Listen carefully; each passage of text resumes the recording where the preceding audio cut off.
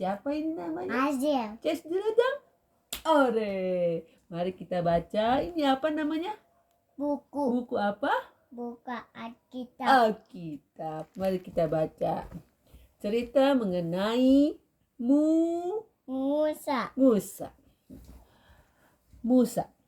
Bertahun-tahun kemudian, setelah Yakub dan Yusuf dan saudara-saudaranya meninggal, seorang Firaun baru menjadi raja atas Mesir. Ini raja Mesir. Seorang Firaun baru. Dia kejam. Kejam itu jahat, kejam. Dia memperkerjakan keluarga Yusuf untuk membangun kuil-kuil yang besar. Keluarga Yusuf dinamakan orang Israel. Tuh, Israel. Balik. Firaun berpikir ada apa? Ada apa ini? Terlalu banyak orang Israel, katanya. Sehingga dia memerintahkan para prajuritnya, pergilah dan bunuh semua bayi laki-laki mereka. Bayi laki-laki disuruh dibunuh. Nah, tetapi seorang wanita menyembunyikan bayinya di sebuah keranjang. Dia mengapungkan keranjang itu di sungai. Tuh, di sungai, apung. Anak perempuan Firaun, putri Mesir, nih dia orangnya, melihat bayi dalam keranjang. Dia menyayangi bayi itu, si bayi ini yang kecil. Kemudian dia membawa bayi orang Israel itu ke istananya. Dia menamakannya, bayi ini namanya jadi dinamakannya adalah Musa. Siapa nama bayi ini? Musa. Iya, betul. Ketika Musa bertumbuh besar, dia melarikan diri dari Mesir. Dia menjaga domba di padang belantara. Ini dombanya dijaga. Dombanya dijaga oleh Musa tuh. Lihatin tuh. Ada berapa dombanya? Ada berapa? Ya, ada 2 yang dijaga sama siapa ini? Musa. Musanya udah besar ya. Tuh, udah besar Musanya. Suatu hari dia melihat semak berapi. Ini semaknya berapi tuh, ada apinya ya. Semaknya berapa? Berapi. Wow, berapi. Semak itu menyala dengan terang, tetapi tidak terbakar. Tidak terbakar ini pohon semaknya. Nah, sesosok malaikat berbicara kepada Musa dari semak itu. Allah berkata, kembalilah ke Mesir, katakanlah kepada Firaun untuk membiarkan umatku keluar dari Mesir. Kata malaikat itu. Maka Musa dan kakak laki-lakinya Harun, kakak laki-laki Musa namanya Harun, pergi ke Mesir. Mereka memberitahu Firaun, Allah berkata, biarkan umatku keluar dari Mesir. Katanya gitu.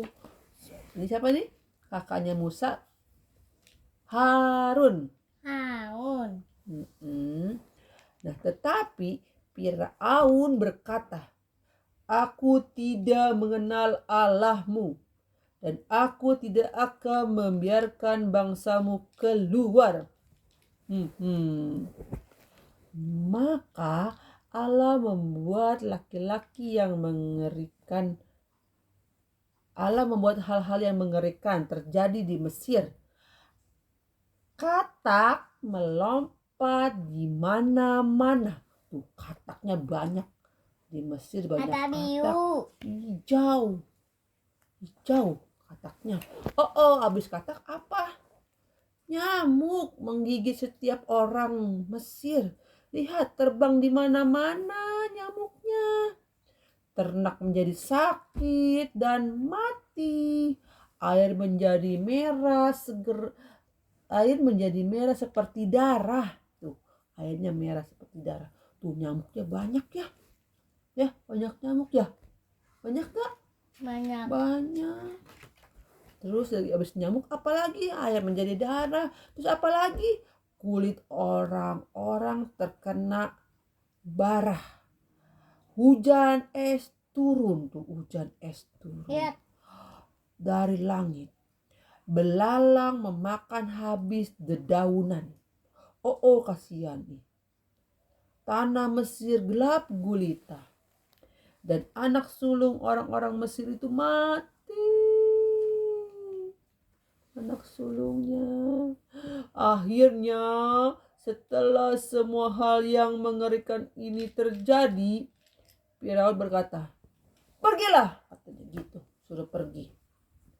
Kemudian Musa memimpin bangsa Israel keluar dari Mesir.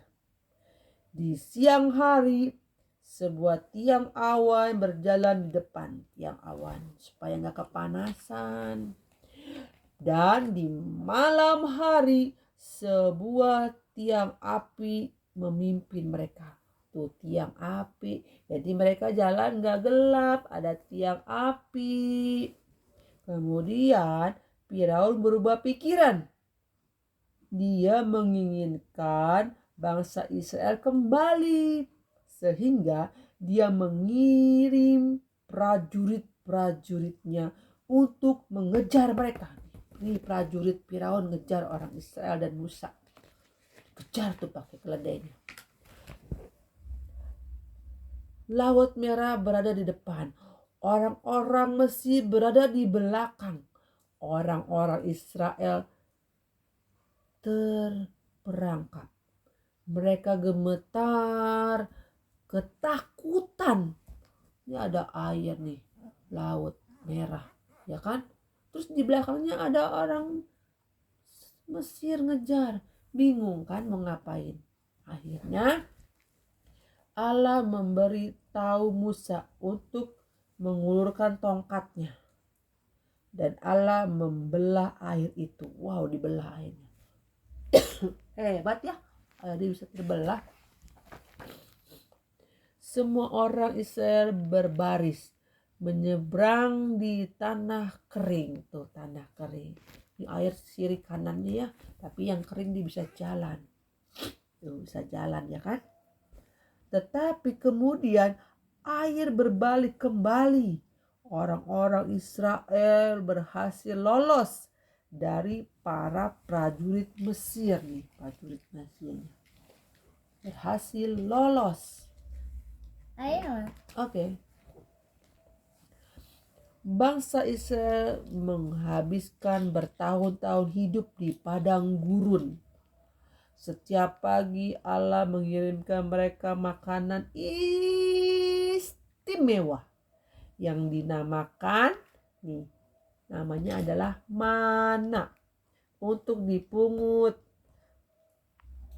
rasa mana itu enak katanya.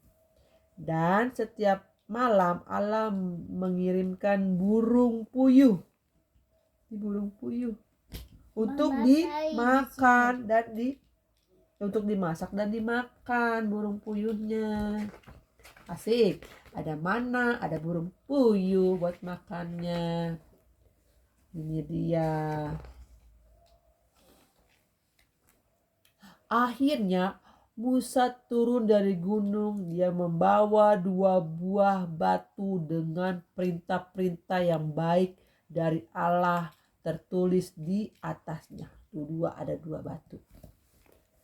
Ketika Musa melihat orang-orang Israel berdoa kepada seekor lembu emas, bukan kepada Allah, ia menjadi sangat marah. Ini lembu disembah-sembah, nggak boleh. Marah Musanya. Allah memberitahu Musa untuk mendirikan sebuah kemah yang istimewa. Orang-orang Israel dapat bertemu dengan Allah di sana. Dilihat ya, Musa memimpin bangsa Israel ke tanah yang Allah janjikan. Dia mengirim beberapa orang untuk memata-matai tanah itu. Mau kemana lagi Musa? 2 orang datang kembali dengan setandan buah anggur yang sangat besar. Oh, ini anggurnya. Itu adalah tanah yang indah katanya. Wow, tanah yang indah kata mereka. Tetapi mata-mata yang lain berkata, di tanah itu ada orang-orang raksasa. Kita tidak akan dapat mengalahkan mereka katanya. Yosua memimpin Tahun-tahun yang panjang sudah berlalu sebelum bangsa Israel sampai ke tanah perjanjian.